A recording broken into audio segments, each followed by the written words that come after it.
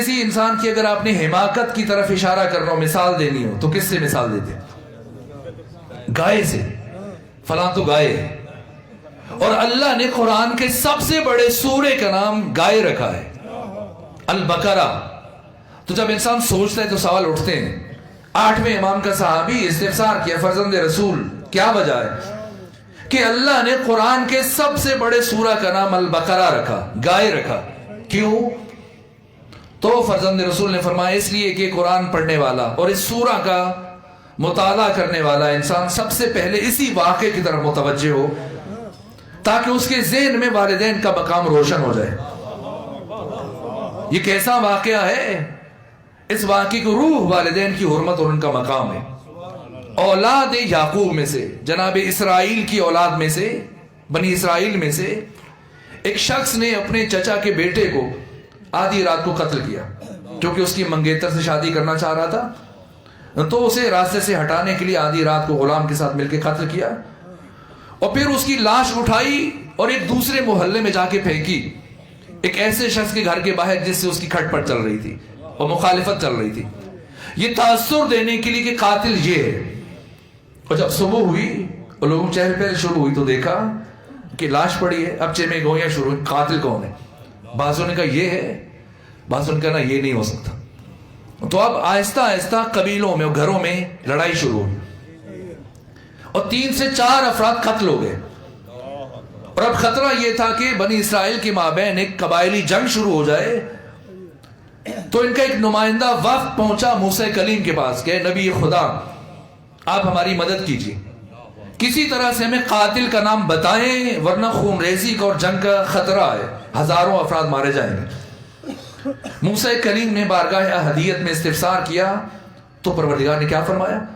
اے موسیٰ ان سے کہو اگر قاتل کا نام چاہیے تو جا کر ایک گائے کو ذبح کرو، اور گائے ذبح کرنے کے بعد اس کی کٹی ہوئی دم کو جا کر مقتول کے ساتھ مس کرو، یہ مقتول زندہ ہو کر خود اپنے قاتل کا نام بتائے گا۔ تو اگر خدا نے نام بتانا ہے قاتل کا تو براہ راست نام بتا دے، یہ لقمہ گھما کے ادھر سے کیوں کھلایا جا رہا ہے؟ تو یہ نظام کائنات نظام علل و اسباب ہے، یہ نظام کائنات یہ رابطوں کا جہان ہے۔ اس کائنات میں اتفاق نامی چیز وجود نہیں رکھتی۔ مرحوم ارسطو کہتے ہیں کہ اتفاق سے بھی پیش نہیں آتا، دنیا میں اتفاق نہیں ہے، ہم سمجھتے ہیں اتفاق ہے چونکہ ہم ان کے علل و اسباب سے بے خبر ہوتے ہیں۔ کیوں خدا نے یہ حکم دیا کہ اگر قاتل کا سراغ چاہیے تو گائے کو ذبح کرو؟ اس لیے کہ پروردگار قاتل کی نشاندہی کے ساتھ ساتھ والدین کی مطیع اور فرما بردار ایک جوان کو اس کی نیکی کا صلہ اسی دنیا میں دینا چاہتا ہے۔ اس لیے جب موسیٰ کریم نے کہا کہ گائے کو ذبح کرو تو اب یہودیوں کا مزاج آپ کو پتا ہے، جو نمونے آج ہیں کل بھی ایسے ہی تھے، تو اب بچنے کے جان چھڑانے کے لیے انہوں نے کٹ حجتی شروع کی اور بہانہ جوئی سے کام لیا کہ موسیٰ کلیم بتائیے یہ گائے کیسی ہو، چھوٹی ہو بڑی ہو؟ کہا لا فارج ولا بکر ابان بین ذالک، نہ چھوٹی ہو نہ بڑی ہو، درمیانی ہو۔ کہ بتائیے رنگ کیسا ہو؟ کہ فاقع لونھا تسر الناظرین، زرد رنگ کی ہو دیکھنے میں اچھی لگے۔ کہ اور حضرت بتاتے گئے، اور جب کوئی سوال نہ بچا تو موسیٰ کلیم نے فرمایا فَفَعَلُوا مَا تُؤْمَرُونَ، جو حکم دیا گیا اس پہ عمل کرو۔ اب کیا کرتے؟ گئے تتبع تفوس چھان پٹک شروع کیا، تلاش شروع کی، لیکن کہیں سے گائے نہیں مل رہی، اور پورے خطے میں جا کر صرف ایک جوان ہے جس کے پاس یہ گائے ہے، اور یہ یہی جوان ہے جو تجارت کرتا ہے، تاجر ہے، لیکن اس لیے یہ گائے رکھی ہوئی ہے، اور سب نے خواہش کی کہ گائے ہمیں دو، لیکن یہ دینے سے انکار کر رہا ہے کہ میرے باپ کی یادگار ہے، نہ تو میں یہ نہیں دینا چاہ رہا۔ تو معاملہ کیا تھا؟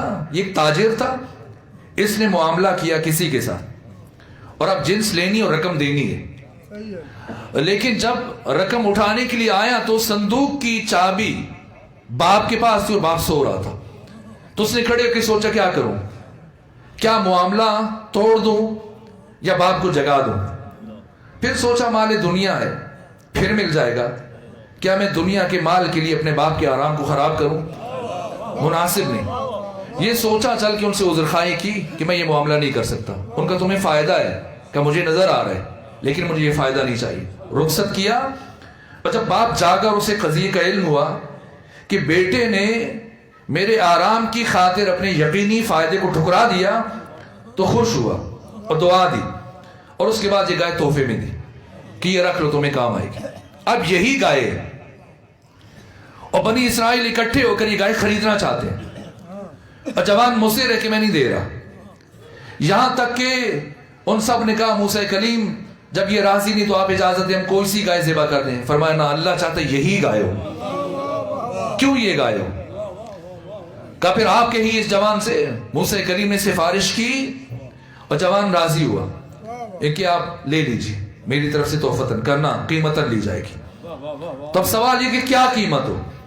موسیٰ کلیم نے بارگاہ ہدیت میں استفسار کیا پروردگار اس گائے کی قیمت کیا ہونی چاہیے؟ تو خدا نے فرمایا اسے ذبح کیا جائے اور اس کا پیٹ چاک کیا جائے اور شکم خالی کیا جائے, سب گودا نکالا جائے اور پھر اس کی کھال کے اندر جتنا سونا سما سکتا ہے وہ اس کی قیمت ہے. یہ کیا ہے؟ یہ اتفاق نہیں ہے. ایک جوان کو اس کے والدین کی اطاعت کا صلہ پروردگار اسی دنیا میں دینا چاہتا ہے.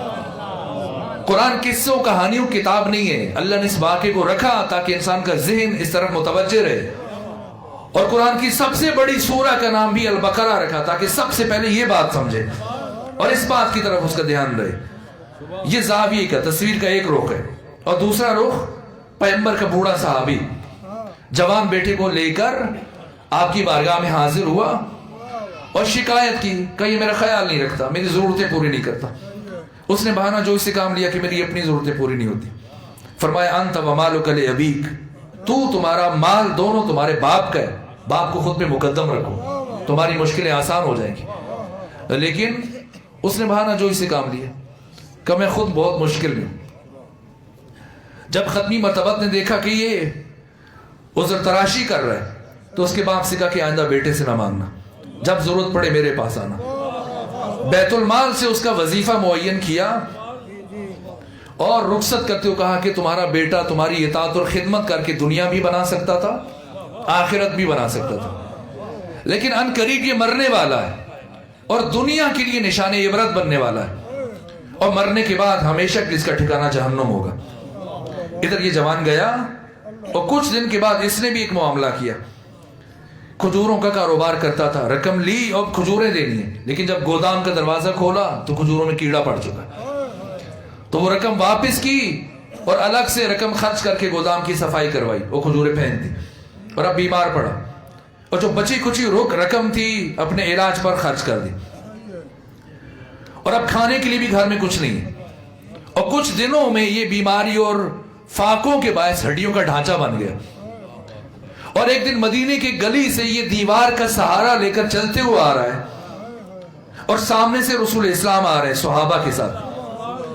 جیسے ہی پیغمبر کی نگاہ اس جوان پر پڑی وہی رک گئے اور صحابہ سے فرمایا اے میرے صحابہ, اگر والدین کے نافرما بردار کو دیکھ کر عبرت حاصل کرنا چاہتے ہو تو اس جوان کو دیکھو.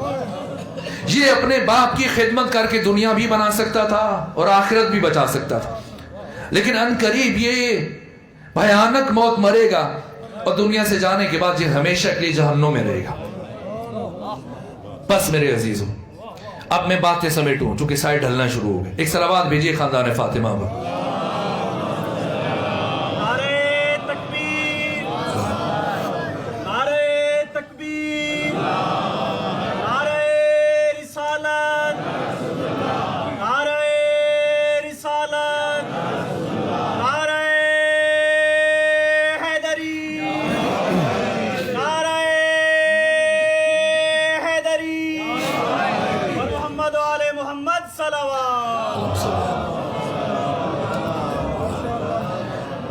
اب ساری گفتگو کا میں خلاصہ کروں گا.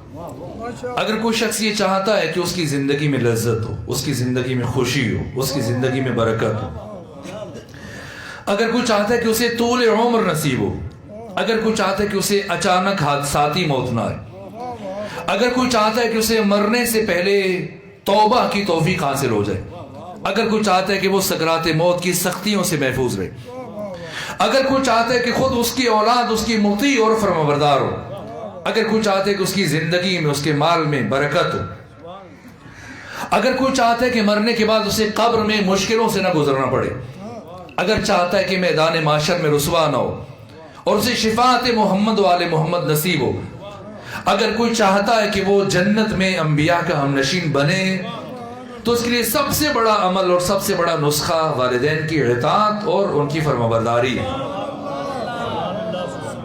میرے عزیزو، یہ جملہ جو عرض کرنے لگا ہوں یہ بہت اہم ہے، اور یہ جملہ روح قرآن ہے کہ ہم انسان پیدا نہیں ہوئے بلکہ ہم انسان بننے کے لیے پیدا ہوئے، اور انسان سازی کے جو عوامل ہیں، جو فیکٹرز ہیں، جو مجازی انسان کو حقیقی انسان بناتے ہیں، یہ 6 ہیں۔ 3 فیکٹرز ہڈن ہیں اور 3 فیکٹرز اوپن، 3 عوامل خفی اور 3 عوامل جلی۔ ایک توفیق، دعا، توارث صفات، جینز، یہ 3 عوامل خفی، اور 3 عوامل جلی، ان میں سے ایک والدین، استاد اور معاشرہ، سماج، یہ انسان سازی میں مؤثر ہے۔ اور ان 6 میں سے اہم ترین عامل والدین، اور والدین میں سے اہم ترین عامل ماں۔ یہ ماں انسان سازی کا کارخانہ ہے۔ یہ جو ختمی مرتبت نے فرمایا کہ جنت ماں کے قدموں کے نیچے ہے، واقعاً جنت ماں کے قدموں کے نیچے، لیکن جنت ہر ماں کے قدموں کے نیچے نہیں ہے۔ جنت صرف ایسی ماؤں کے قدموں کے نیچے ہے جو اپنی اولاد کو جنتی بنانے کی صلاحیت رکھتی۔ ہر خاتون اس قابل نہیں ہے کہ وہ آپ کی نسل کے لیے ماں بن سکے۔ اس لیے ختمی مرتبت نے فرمایا، یہ جملہ میں جوانوں کے لیے عرض کرنے لگا ہوں، فرمایا میرے صحابہ مزبلہ سے بچو۔ کسی نے سوال کیا، یا رسول اللہ یہ مزبلہ کیا ہے؟ فرمایا وہ خوبصورت پھول جو کسی گندگی کے ڈھیر پہ اگتا ہے۔ عرض کیا یا رسول اللہ آپ کیا کہنا چاہ رہے ہیں؟ فرمایا ایسی عورت جو دیکھنے میں بہت خوبصورت ہے لیکن اس کی پرورش اور تربیت کسی گندے خاندان میں ہوئی تو یہ تمہاری نسلوں کے لیے کبھی بھی اچھی ماں نہیں بن سکتی۔ سو اہم بات یہ ہے کہ ماں کیسی ہو جس سے آپ کی قیامت تک نسل چلنی ہے، تو یہ زوجہ کا انتخاب۔ تاریخ انسانی میں جتنی بھی بڑی بڑی شخصیتیں ہیں، اگر ان کی عظمت اور بزرگی اور کمال کا راز تلاش کرنا چاہیں تو سب سے بڑا فیکٹر اور سب سے بڑا عامل ماں کا وجود ہے۔ یہ ماں انسان سازی کا کارخانہ ہے۔ اگر آپ دنیا علماء میں چلے جائیے یا بڑی بڑی شخصیتیں، وہ شخصیت، بس میں آخری بات کر رہا ہوں، شیخ مرتضی انصاری کتنے بڑے عالم ہیں، کتنے بڑے فقیہ ہیں، وہ شخصیت کی جنہیں پہلے امام نے بھی اجتہاد کی سند جاری فرمائی اور آخری امام نے بھی اجتہاد کی سند جاری فرمائی۔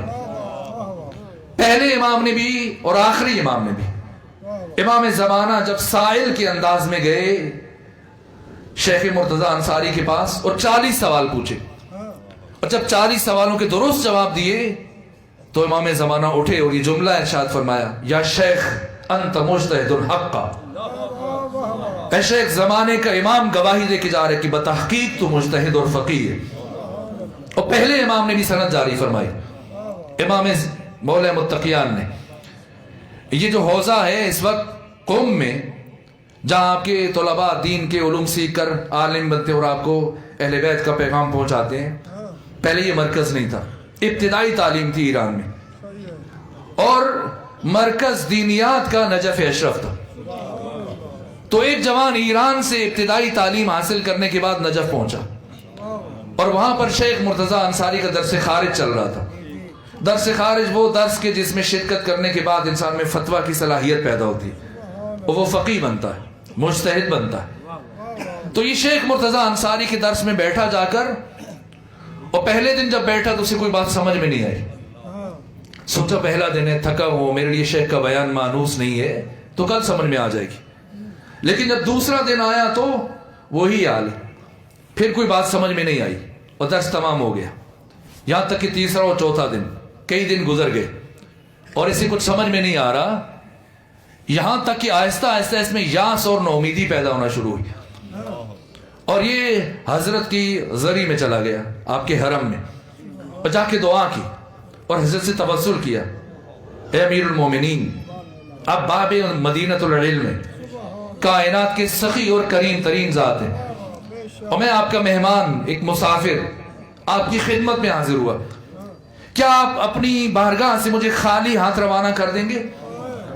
तो गिरिया कर रहे दुआ व मुनाजात के दौरान इसने महसूस किया कि किसी का हाथ इसके कंधे पे आया और किसी ने इसके कान में बिस्मिल्लाहिर्रहमानिर्रहीम की तिलावत की। तो मुतवज्जे हो गया कि तिलावत करने वाले कौन है, वही कि जिनकी जरी पे खड़ा दुआ मांग रहा है। तो अब बेकरारी में इसने रात गुजारी कि इस बिस्मिल्लाह का असर देखना चाहता है कि क्या होगा।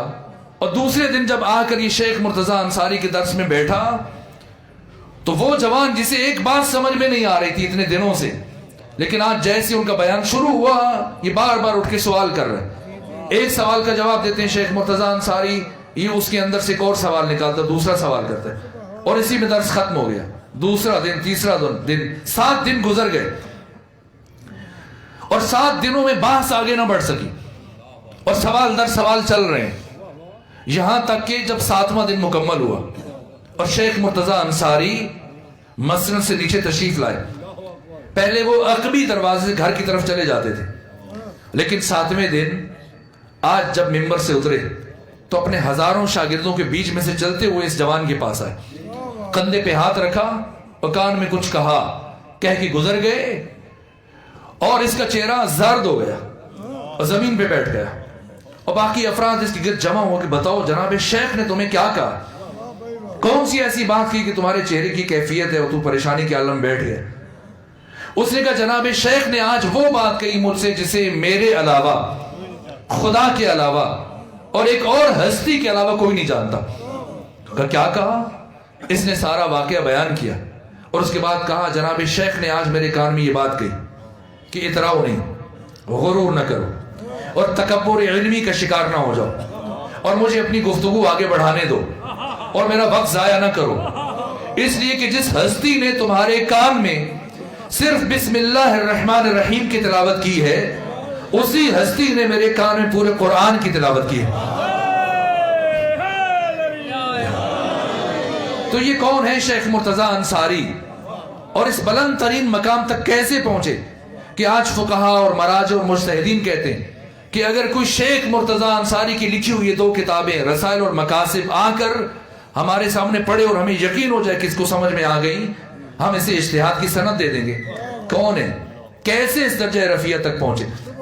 जब ये मर्जे बने और इनकी तकलीफ शुरू हुई तो जानने वाली खवातीन इनकी मां के पास आई और कहा कि मुबारक हो, आपका बेटा मर्जे बन गया, नायब इमाम बन गया, फकीह बन गया और मर्जे तकलीद बन गया और शेख आजम अंसारी बन गए। तो मुबारकबाद वसूल की उन्होंने। एक खातून निस्बतन बाहोश थी, उसने कहा आप ऐसे मुबारकबाद वसूल करनी जैसे कोई बात ही ना हुई हो बड़ी, जैसे आपके बेटे कोई मामूली कामयाबी मिली हो। तो क्या कहा शेख मुर्तजा अंसारी की वालिदा ने, कहा कि अगर मेरा बेटा नबी बन जाता तब भी मुझे ताज्जुब ना होता। क्यों, ऐसी क्या खास बात है? कि बस एक बात देख लो और फिर खुद अंदाजा करो मेरी मेहनत का।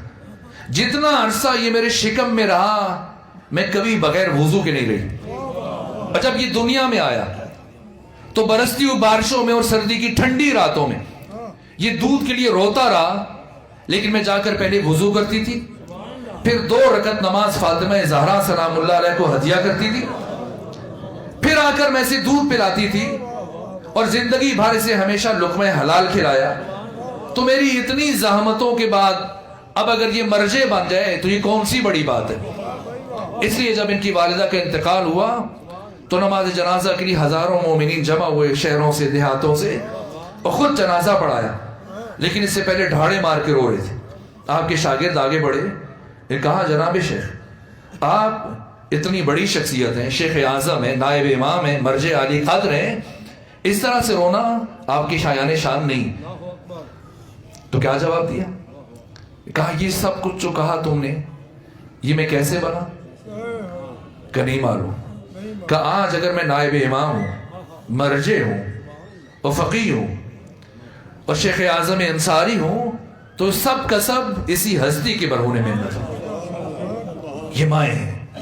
اور بس میں اب بات سمیٹ لوں، جتنی بھی بڑی شخصیتیں تاریخ انسانی کی، ان کی عظمت کا راز اگر کوئی تلاش کرنا چاہے تو پیچھے سب سے بڑا فیکٹر ماں کا وجود ہے۔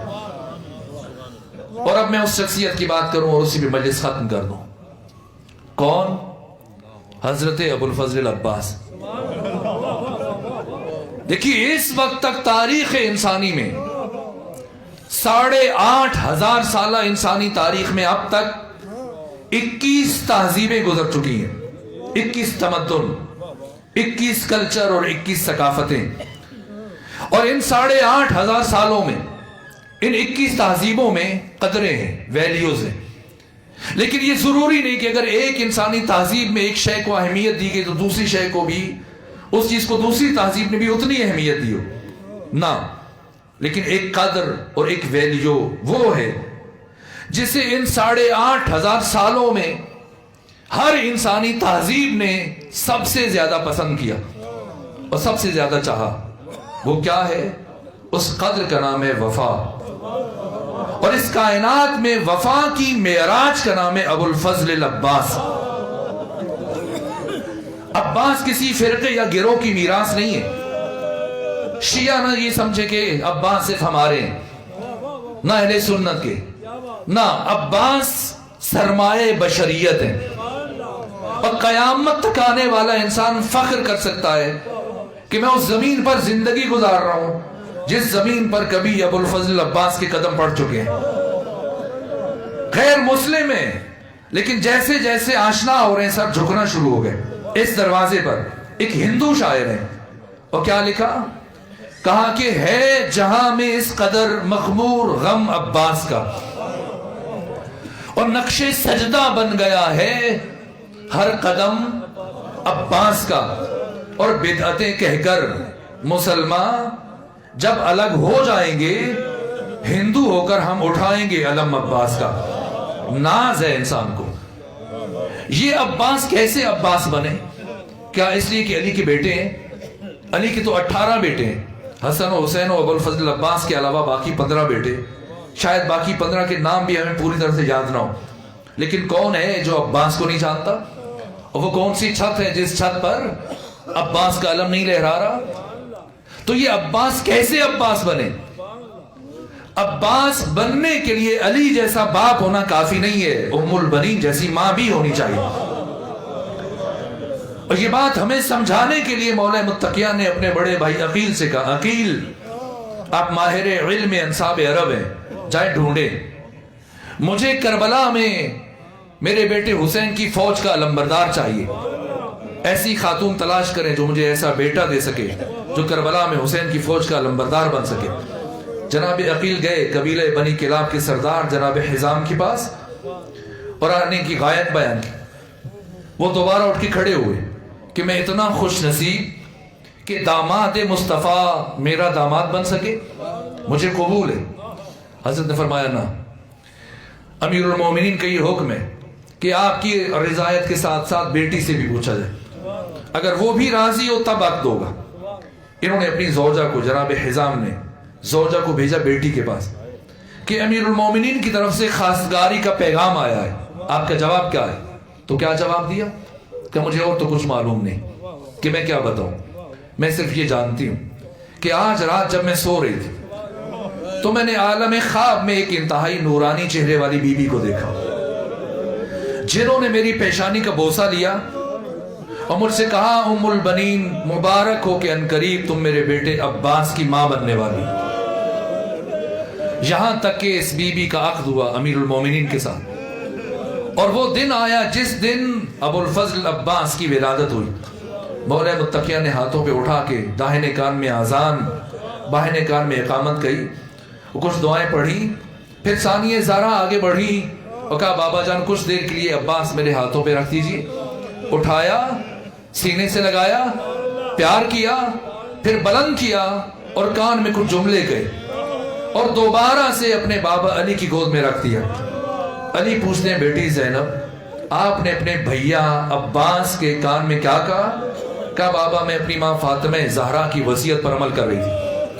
ماں فاطمہ زہرا نے دنیا سے جاتے ہوئے مجھ سے یہ کہا تھا اے بیٹی زینب جب تمہارا بھیا عباس دنیا میں آ جائے تو اسے گود میں اٹھا کر اس کے کان میں میرا سلام کہنا کہ ماں فاطمہ زہرا تجھے سلام کہتی تھی.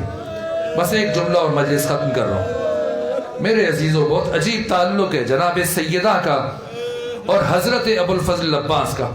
اسی روایت پہ مجلس ختم کر دوں گا. امیر المومنین ایک روز اپنے گھر میں داخل ہوئے, دیکھا کہ ام البنین گھر کے صحن میں پریشانی کے عالم میں چل رہی ہیں. سلام کیا اور استفسار کیا ام البنین آپ مضطرب ہیں بے چین ہیں کیا ہوا؟ کہا آقا بہت وقت گزر گیا عباس گھر سے باہر ہے. کہا عباس چھوٹے نہیں واپس آ جائیں گے. کہا آقا میں حاسدین مدینہ سے ڈرتی ہوں کہ کوئی میرے بیٹے کو نقصان نہ پہنچا دے. یا امیر المومنین اگر آپ کے لیے باعث زحمت نہ ہو تو آپ میرے عباس کو تلاش کر کے لے آئیے. ام البنین کی خواہش کے احترام میں علی چلے. کہاں پہنچے؟ جنت البقیع میں, جہاں ایک قبر کے قریب کھڑے ہیں عباس اور گریہ کر رہے ہیں اور زیر لب کچھ کلمات کہہ رہے ہیں. امیر المومنین آگے بڑھے, سنے عباس کیا بات کر رہے ہیں. جب قریب پہنچے تو جناب عباس کی زبان پر یہ کلمات تھے. کیا کہہ رہے ہیں؟ اے بی بی میں نے سنا ہے کسی شقی نے آپ کے دروازے پر آگ لگائی تھی. اے بی بی میں نے سنا ہے کسی شقی نے جلتا ہوا دروازہ آپ کے اوپر گرایا تھا. اے بی بی میں نے سنا ہے کسی شخص نے آپ کے ہاتھوں پر تازیانے مارے تھے. اے بی بی میں نے سنا ہے کسی شخص نے آپ کے رخسار کے اوپر تماچا مارا تھا. اے بی بی کاش میں ہوتا تو دشمن سے پوچھتا کہ تمہیں اتنی بڑی جرأت کیسے ہوتی ہے. الا لعنت اللہ علی القوم الظالمین وسيعلم الذین ظلموا ای منقلب ینقلبون. پروردگار ہماری اس عبادت کو اپنی بارگاہ میں قبول فرما. پروردگار ہماری اس مجلس کا اور ذکر کا ثواب مرحومین کی روح کو ایصال فرما, ان کے درجات کو بلند فرما, ان کی آخرت کی تمام مشکلات کو آسان فرما. حاضرین پر اپنی خاص نعمتوں اور رحمتوں اور برکتوں کا نزول فرما. پروردگار ہمارے گناہوں کو معاف فرما, ہمارے والدین کے گناہوں کو معاف فرما, ہم سب کو نعمت تقوی عطا فرما. پروردگار جو مومن بیمار ہیں انہیں شفا عطا فرما, جو تندرست ہیں ان کی تندرستی دور فرما, جو پریشان حال ہیں ان کی پریشانیوں کو دور فرما, جو بے اولاد ہیں انہیں اولاد عطا فرما, جو رحلت کر گئے انہیں جوار اہل بیت میں جگہ عطا فرما. پروردگار ہمیں اپنے والدین کا مطیع اور فرمانبردار بننے کی توفیق عطا فرما. جن کے والدین دنیا سے جا چکے ہیں پروردگار انہیں ان کے حقوق ادا کرنے کی توفیق عطا فرما. پروردگار ہماری تمام دعاؤں کو اپنی بارگاہ میں مستجاب فرما. یوسف زہرا منجی عالم بشریت امام زمانہ کے سپاہیوں کی حفاظت فرما. ہمیں بھی آقا کا سپاہی بننے کی توفیق عطا فرما. پروردگار امام زمانہ کے وہ سپاہی کی جو شام میں سامرہ میں ثانیہ زہرا کے حرم کے دفاع میں شب و روز مصروف رہتے ہیں, پروردگار ان سب کی حفاظت فرما. ہماری تمام دعاؤں کو مستجاب فرما. بحق محمد و آل محمد. اللہم صلی علی محمد و آل محمد. رحم اللہ من قرأ الفاتحہ.